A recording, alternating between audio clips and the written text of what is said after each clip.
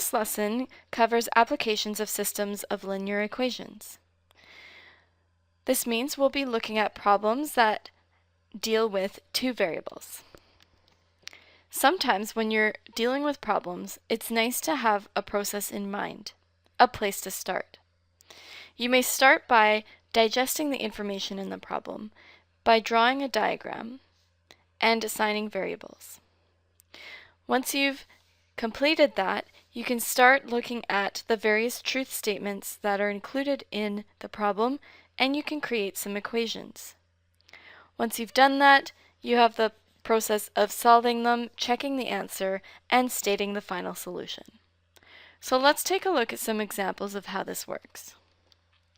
The first problem tells us that there's a 30-foot rope. It's cut into two pieces. One piece is 3 feet longer than twice the other piece. They want us to find the length of each piece. Now, notice it hasn't been cut exactly in half, so we don't know the lengths of the two pieces. Since we don't know the lengths of the two pieces, we can call those x and y.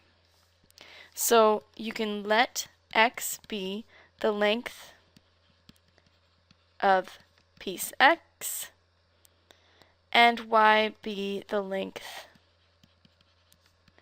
of the y piece. You'll notice that the first sentence tells us that the two pieces together combine to a 30-foot rope. This actually tells us the first equation that x plus y is a total of 30. The second sentence gives us more information about how these pieces are related. So it tells us that one piece, so say x, is equal to 3 feet longer than twice the other piece, so twice the y piece.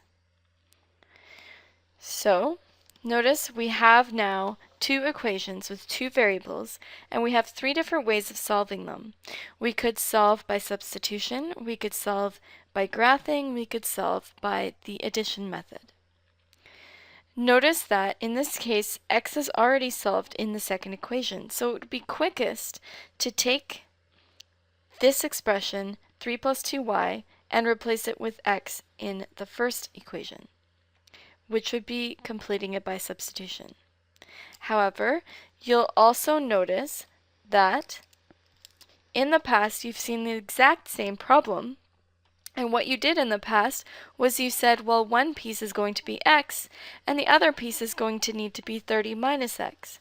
What you were actually doing is using substitution for this same set of equations. What you were doing is you were solving the first equation for, say, the other piece, y, which was equal to 30 minus x. So you were looking at 30 minus x as one piece and x as the other piece. So you may also do that and plug in the 30 minus x to the second equation. Since we have this written down, let's go ahead with it. So we're doing substitution by solving the first equation for y. Notice you can do it in many different ways. Please feel free to do it in any way you wish. In this way, the way that relates most to what we were doing before, we would have x is equal to 3 feet longer than twice the other piece, which is 30 minus x. Now let's continue and solve that. We get x equals 3 plus 2 times 30, 2 times negative x. That's 60 minus 2x. You can solve this, add 2x to both sides, you get 3x equals 63. Divide by 3 and you get 21. So now we can check our answer and see if it's reasonable. Could one of these pieces be 21? Sure. What would the other piece be? Well, the other piece would be 30 minus that 21, which is 9. So the other piece should be 9. Does that work? 21 plus 9 is 30. Great. And 3 feet longer than twice the other piece. So 9 doubled is 18 plus 3 is 21. So you can state your final answer and say that the rope was split into 21 feet and 9 feet pieces. Let's take a look at another example. In this example, we have a 50-meter path surrounding a rectangular garden. So let's start with drawing a diagram because it's good to visualize what they're talking about. So start by drawing a rectangle. We also know that all around this red line is 50 meters. So that's going to tell us a total length.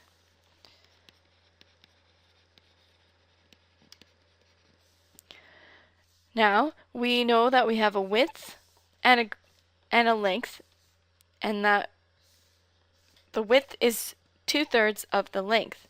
They want the area, but in order to find the area, we need the length and the width.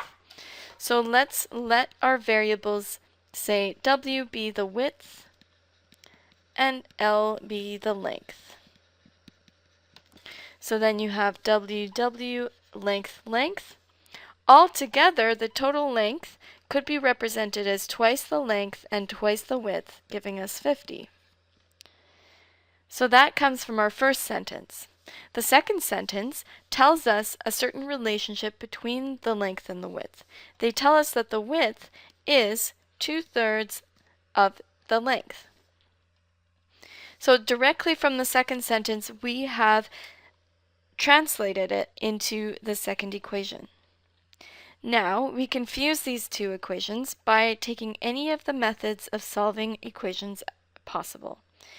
In this case, I would highly suggest, because one of our variables is already solved, we could use substitution and plug in the W expression into the first equation, which would give us twice the length plus twice the width, which is 2/3 the length, equals 50.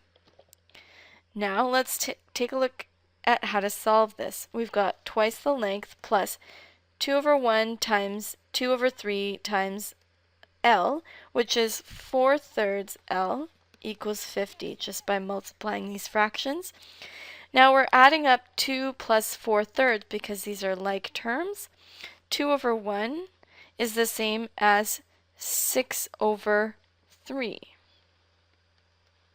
6/3 plus 4/3 gives us 10/3 length equals 50. To find the length, we could multiply by the reciprocal on both sides to eliminate what's by the L. That gives us, when we simplify that, we get 15 to be the length.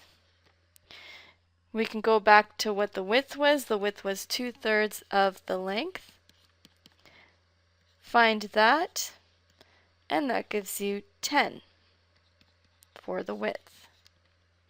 Let's check that. Double 10 and double 15. Do you get 50? I think you do.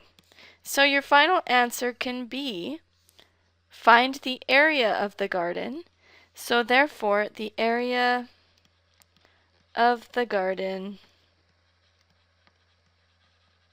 is length times width, which is 15 times 10, which is 150 meters squared.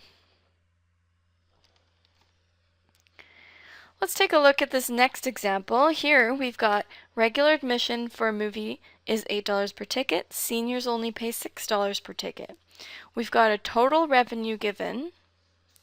So we've got total money. And we've also got a total number of people given. Let X be number of regular admission tickets and Y be the number of senior admission tickets. Now, how do we create an equation for the total amount of money? Well, we know that $8 per ticket for regular admission would be 8 times X, because X regular admission tickets were purchased, and we add that to the amount of revenue coming from the seniors, which would be $6 per ticket, and seniors were Y. So together, the money that the regular admission tickets gave plus the money that the senior admission tickets gave would total to $1,440. The total amount of people is represented by 190, and our variables represent the number of people. So X plus Y would be adults plus seniors would give you 190 people. So now we've got two equations that we can solve using various methods. You could use substitution, you could use the addition method. Notice that we want to find out how many seniors attended. So we really want to find out y. Therefore, we could use the addition method to eliminate our x values. So if we want to eliminate the x values, we want to multiply the bottom equation by -8. Multiply everything by -8, you get -8x minus 8y, and the 190 becomes multiplied by -8, which is -1520. Let's add those up. 1440 minus 1520 gives us -80. And 6 minus 8 gives us -2y. That gives us y equals 40. Therefore, there should be 40 senior admission tickets sold. So 40 seniors attended. If you'd like, you can check to see if everything works out. If 40 seniors attended and there were 190 people, that means we had 150 regular admission times $8, and we had 40 people with senior admission times $6. See, does that equal 1440? And yes, it does. Let's take a look at this investment problem. Here we have a total amount of money to invest in two different accounts. So we have $5,000 to invest in two different accounts.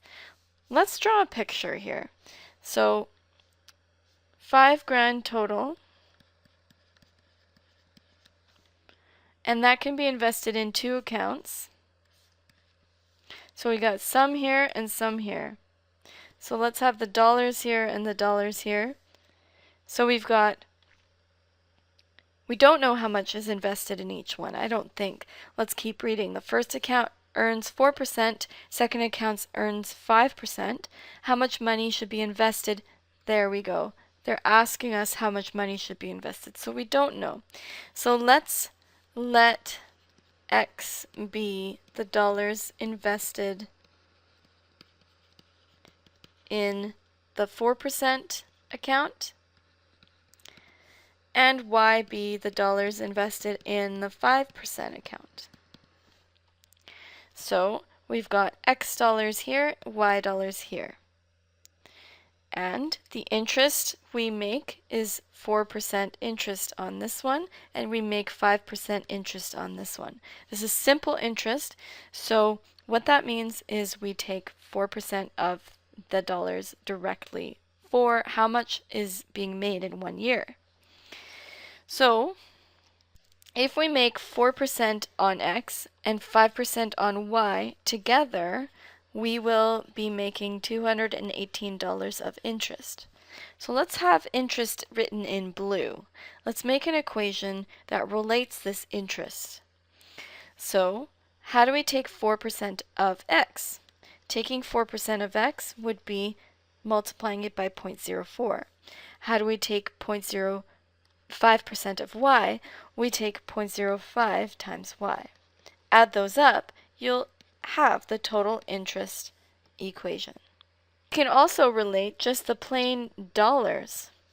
The total dollars would be X plus Y equals 5,000. And there we get two equations. So You could either solve this by substitution or the addition method. You can try out many different ways and see if they all work the same. Let's take this and apply what we used to do to this and look at substituting for y. So let's say y equals 5,000 minus x. So notice that that tells us that there was x dollars in this account and 5,000 minus x dollars in this account. So if we take 4% of our x dollars plus 5% of our 5,000 minus x dollars, that should give us the total interest of $218. Really try to make sense of this so that you see what each of these expressions really means. Let's continue to solve this. We get 0.04x plus 0.05 of 5,000, which is 250, minus 0.05x is equal to 218. Continue solving that, you get negative 0.01x is equal to 218 minus 250, which is negative 32. That means x is 3,200. Now, what that means is we should have $3,200 in this account. And what's 5,000 minus 3,200? Well, that's 1,800. Now, check if that works. 3,200 and 1,800 makes 5 grand. Take 4% of 3,200, that's $128, and 5% of 1,800, that's $90. Add those together, and you get $218. Therefore, our final answer would be invest $3,200 in the 4% account and $1,800 in the 5% account. Here's another similar problem. We've got percentages and totals as well. So similarly, we're going to be looking to create an equation that relates the percentages and an equation that relates the totals. So we've got 50-ounce sugar solution that is 34% sugar made from 20% sugar and 40% sugar. So you have some 20% sugar mixed with some 40% sugar in order to make a total of 50 ounces of 34% sugar. Let's say that sugar is blue. So how much sugar is in the total? Well, 50 times 34% is 17 ounces of sugar in the total. So you know that 17 ounces is split somehow within what is making this total, which is the 20% solution and the 40% solution. So they're asking us how much of each type of solution is used. So let's say, let x be the number of ounces of 20% sugar solution, because they're asking how much each type of solution, not of how much sugar is in each solution.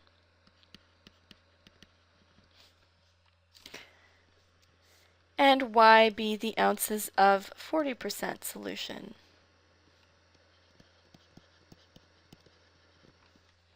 So we've got x ounces total here and y ounces total here. Let's consider sugar now. How much sugar is in the first one? Well, 20% of x would be the amount of sugar in there, and 40% of y would be the amount of sugar in there.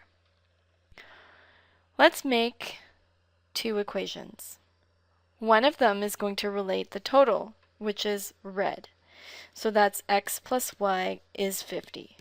The other equation is going to represent the sugar amounts. So the first sugar amount was 20% of x, second was 40% of y, and together that made 34% of 50, which was 17. Now we've got two equations. Let's solve these equations. we've used substitution a few times, so let's see how we would use elimination or addition to solve this. So let's eliminate one of our variables. You'll notice we have the question of finding both, so it doesn't really matter which one we eliminate. So let's multiply the top equation by negative 0.20. So that'll be negative 0.20 and times negative 0.20. And what's 50 times negative 0.20? That's negative 10. So let's add those up. We have negative 10 plus 17. That's 7. And then our x's disappear, and we have negative 0.2y plus 0.4y, which is 0.4 minus 2, which is 0.2y. So 0.2y should equal 7, therefore y should equal 7 divided by 0.2, which is 35. So now we can go back to our original equation, which was x plus y is 50, and consider what would happen if y was 50. Therefore, x would be 50 minus y, which is 50 minus 35, which is 15. So let's take a look. Does this work? Could we have 15 ounces of 20% and 35 ounces of 40% to make 17 ounces of sugar total?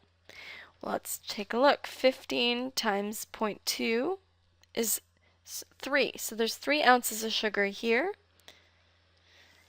And 40% of 35 is 14 ounces here.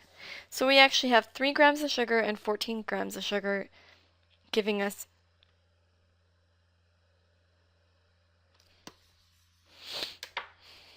So we have 3 ounces of sugar and 14 ounces of sugar, giving us a total of 17 ounces of sugar. Great, that works. Therefore, we want to use 35 ounces of 40% sugar solution and 15 ounces of 20% solution.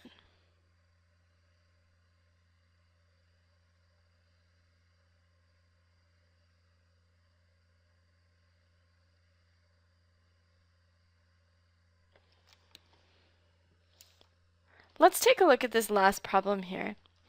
Here we have a plane flying. So we've got some rate and time and distance. So a plane is flying 300 miles in 2 hours with a tailwind. So let's draw a picture. So he's flying 300 miles in 2 hours with a tailwind. So what that means is he's flying with the wind. Then he comes back against the wind. It takes 3 hours because it's tougher and it's the same distance. So there's an opposite wind against the wind. They want us to find the rate of the plane in calm air and the rate of the plane and the rate of the wind. So they've given us the 2 variables that they want us to use. So let's let x be rate of plane in calm condition and y be the rate of the wind. Now, let's see how we can make an equation out of this. We know the underlying formula of rate times time equals distance. So, let's consider the first case, the first scenario. We have a rate.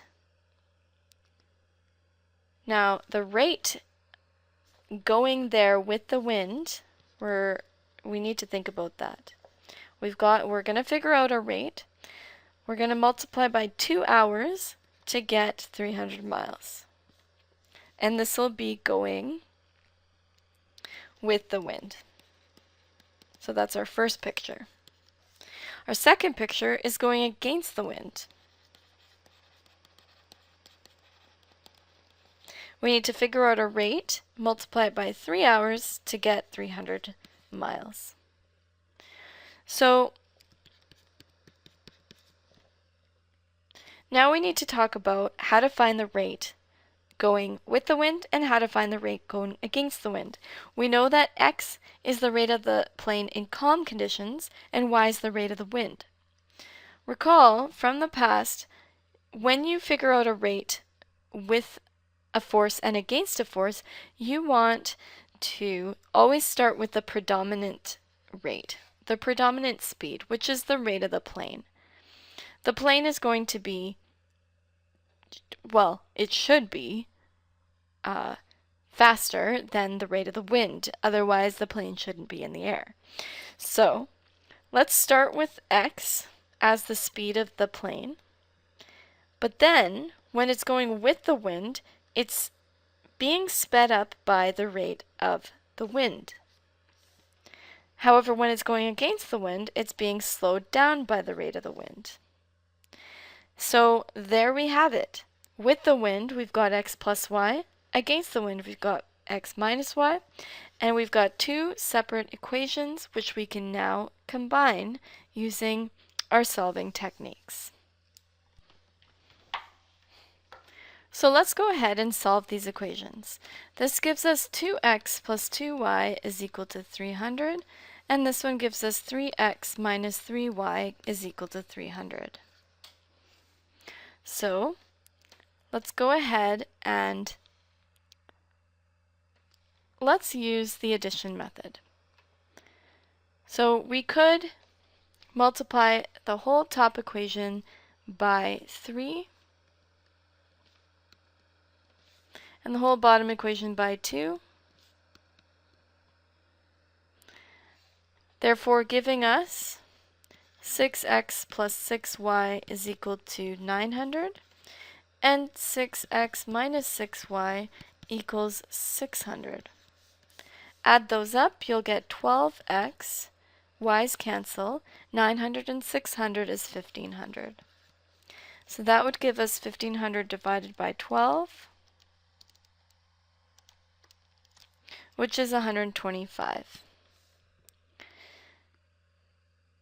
Let's now continue and plug that back in to say the first equation, which told us 2x plus 2y is equal to 300.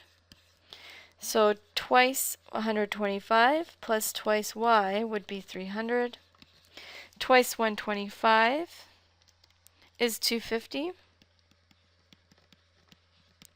Take that away from 300, you get 2y is equal to 50, and therefore y is 25.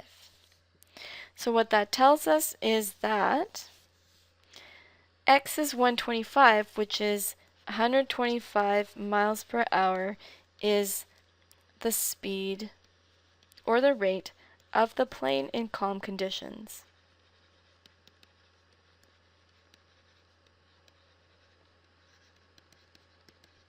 And 25 miles per hour is the speed or the rate of the wind.